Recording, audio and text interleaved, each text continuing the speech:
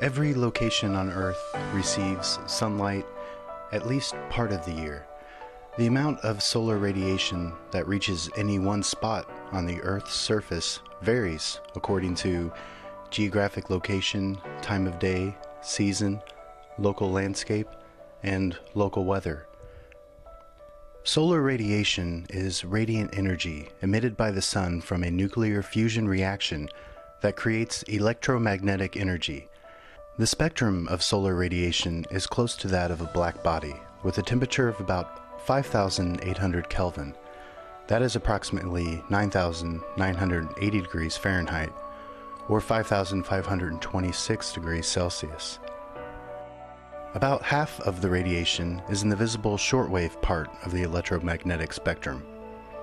The other half is mostly in the near-infrared part, with some in the ultraviolet part of the spectrum. Thermal, or heat energy, is energy transmitted as infrared waves from a heat source, the sun, to a cooler object, the Earth. Energy or heat loss is minimal because it travels as a light wave. On average, it takes energy between 10,000 and 170,000 years to leave the sun's interior and then be emitted from the surface as light. This sunlight takes about 8.3 minutes to reach the Earth. The units of measure are watts per square meter. The Earth receives 174 petawatts of incoming solar radiation at the upper atmosphere. Approximately 30% is reflected back to space, while the rest is absorbed by clouds, oceans, and land masses. The spectrum of solar light at the Earth's surface is mostly spread across the visible and near-infrared ranges, with a small part in the near-ultraviolet. The total solar energy absorbed by the Earth's atmosphere, oceans, and land masses is approximately 3,850,000 exajoules per year. A joule is the work required to produce 1 watt of power for 1 second, or 1 watt second. 1 exajoule equals 10 to the 18th power joules. Photosynthesis captures approximately 3,000 exajoules per year in biomass.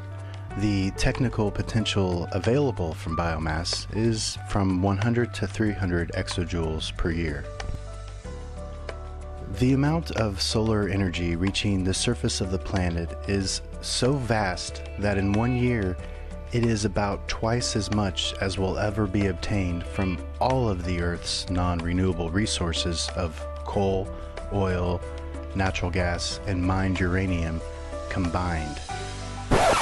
Did you get that? In 6 months, the sun provides the same amount of energy as all available resources extracted from the Earth. There's more energy from the sun reaching the Earth in 1 hour than the world would use in 1 year. The existence of nearly all life on Earth is fueled by light from the sun. Plants use the energy of sunlight, combined with carbon dioxide and water, to produce simple sugars, a process known as photosynthesis. These sugars are then used as building blocks and in other synthetic pathways, which allow the organism to grow and convert solar energy into chemical energy, which produces food, wood, and the biomass from which fossil fuels are derived. These fossil fuels are the remnants of ancient plant and animal matter, formed using energy from sunlight and then trapped within the earth for millions of years. Because the stored energy in these fossil fuels has accumulated over many millions of years, they have allowed modern humans to massively increase the production and consumption of primary energy. As the amount of fossil fuel is large but finite, this cannot continue indefinitely, and various theories exist as to what will follow this stage of human civilization. For example, the predominant use of alternative fuels.